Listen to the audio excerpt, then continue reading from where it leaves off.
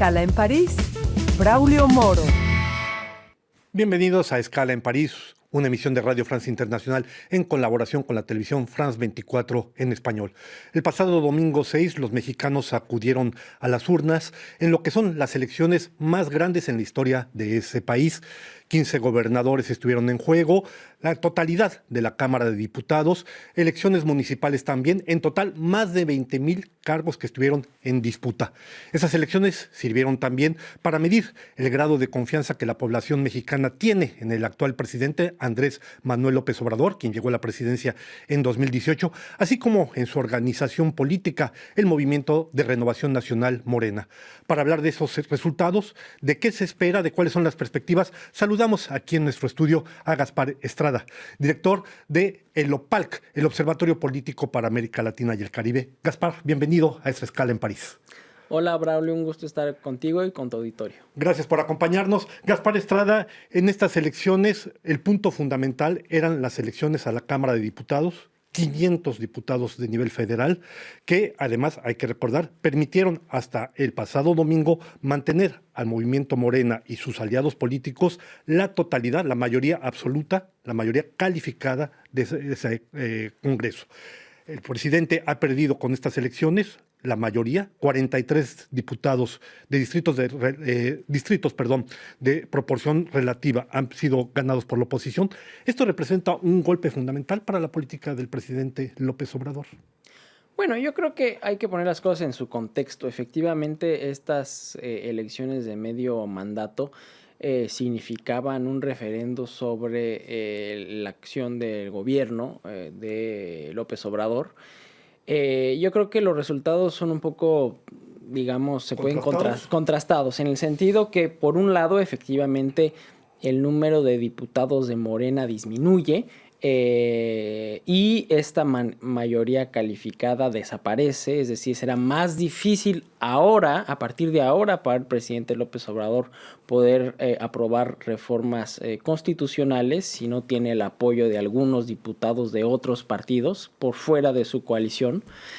Sin embargo, en el plano territorial y sobre todo en el plano nacional, lo que sí me parece claro es que Morena se vuelve la fuerza política dominante en el país. Eso se ve en particular en los estados, porque había 15 elecciones a gobernador y en este caso, pues 2/3 partes de estas gobernaturas en juegos fueron ganadas por Morena. Entonces me parece que sí, la implantación nacional de Morena se refuerce, se vuelve algo muy claro a partir de ahora, pero también me parece que el recado ha sido también bastante claro hacia el gobierno y las críticas que puede haber hacia el gobierno, y eso me parece que los resultados de la Ciudad de México y del Estado de México van en ese sentido, con una buena parte de las alcaldías de la Ciudad de México que eran gobernadas pasaron a la oposición. Vamos a hablar ahora precisamente de lo que usted comenta, las elecciones a nivel gobernador.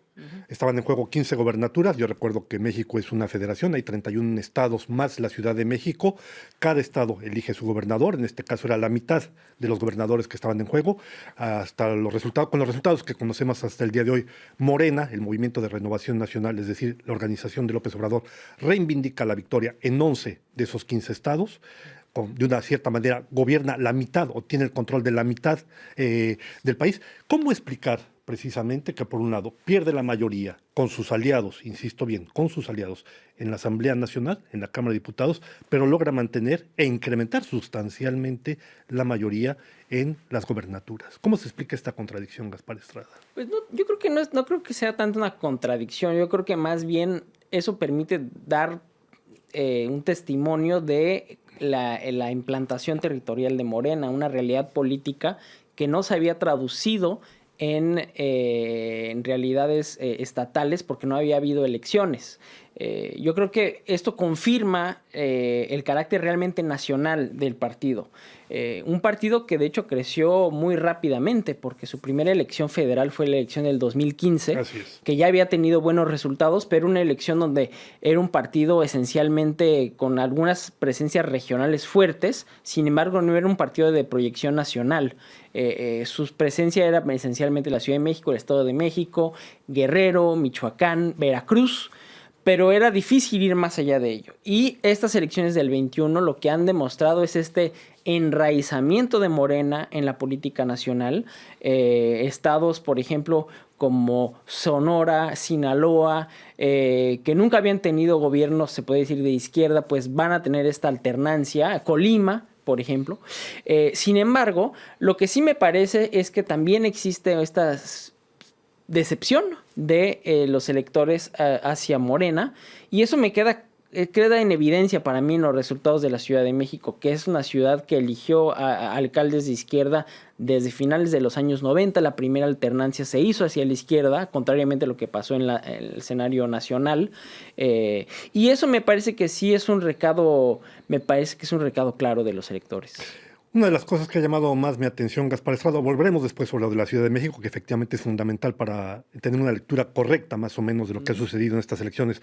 Pero decía, lo que me ha sorprendido mucho es el bajo grado de política, en el mejor sentido del término, de estas elecciones. Hemos visto de todo, una gran agresividad, hemos visto el clientelismo llevado a sus extremos, ¿no? Lo más ridículo, lo más bajo.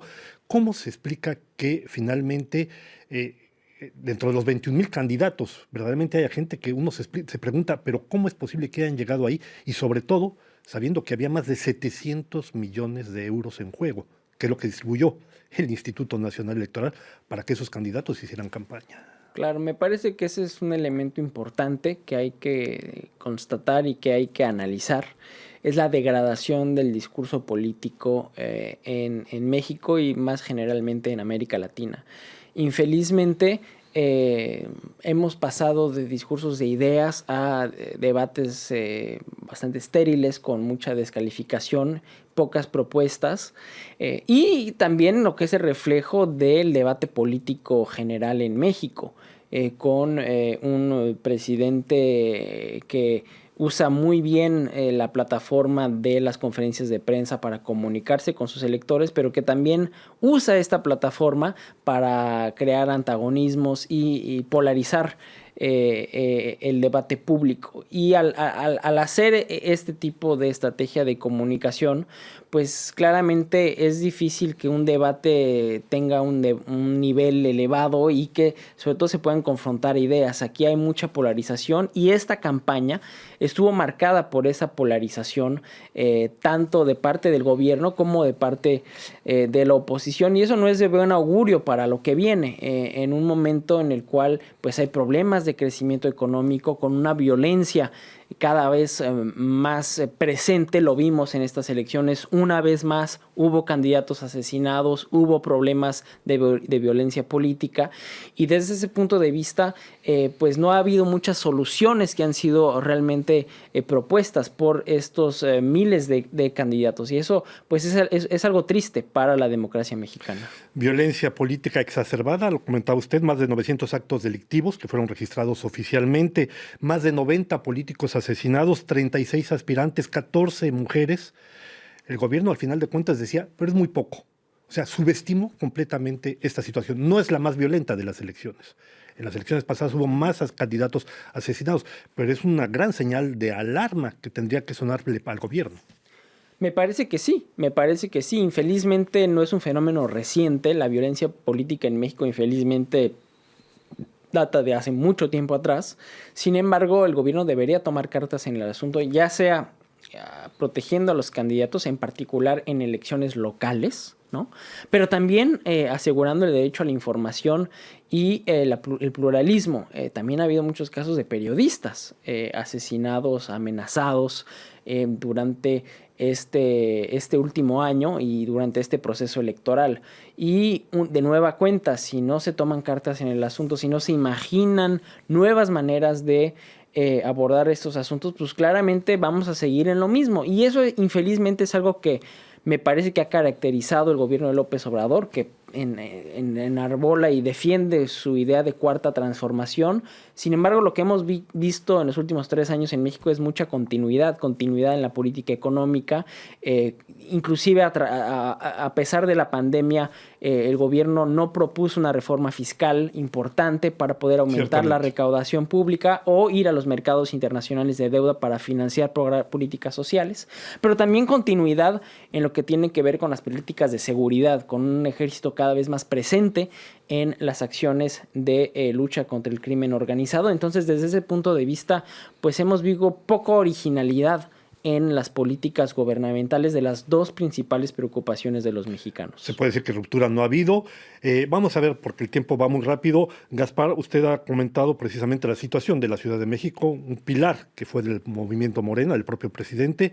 En las elecciones del 2018, Morena se había llevado 23 de los 24 distritos. La situación ha cambiado radicalmente ahora. Se ha partido, la oposición le arrebató 12 distritos al movimiento Morena. Ha quedado la parte oeste de la ciudad completamente en manos de la oposición, la parte este en manos de Morena. Ese es un golpe, se ha derrumbado el partido oficialismo, el oficialismo en la Ciudad de México. Sí, y eso me parece que sí es un dato políticamente relevante, porque el movimiento de López Obrador tiene como base la Ciudad de México. Buena parte de su legitimidad política surge de la Ciudad de México durante los casi 13 años en los cuales López Obrador no tuvo un cargo público, del 2005, cuando salió de la jefatura de gobierno de la Ciudad de México, hasta el 2018, cuando fue electo presidente de México. Entonces, desde ese punto de vista, creo que sí hay un recado claro ahí de los electores y en particular de esta base electoral, lo cual va a complicar este diseño del segundo mandato del presidente López Obrador, teniendo en cuenta que... La segunda parte del mandato. La segunda parte del mandato de López Obrador, teniendo en cuenta que tanto Claudia Sheinbaum, la actual alcaldesa de la Ciudad de México, y el canciller Marcelo Ebrard, pues tienen responsabilidades compartidas en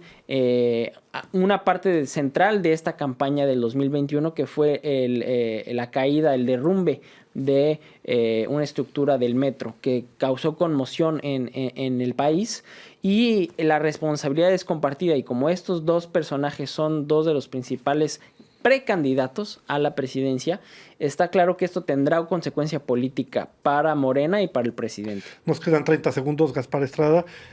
La pérdida de la mayoría cualificada en la Cámara de Diputados quiere decir que vamos a hacer un bloqueo probablemente de la situación, probablemente de manera muy, muy breve. Yo creo que no, porque concretamente el gobierno puede aprobar el presupuesto, puede aprobar la mayoría de las reformas que se quiera hacer, pero no habrá reformas de gran calado. Perfecto. Pues llegamos ya al final de esta escala en París. No me queda sino agradecerle a Gaspar Estrada, director del OPALC, el Observatorio Político para América Latina y el Caribe, su presencia. Gracias, Gaspar. Gracias a ti. Y a ustedes les damos otra cita en otra próxima escala en París la semana entrante.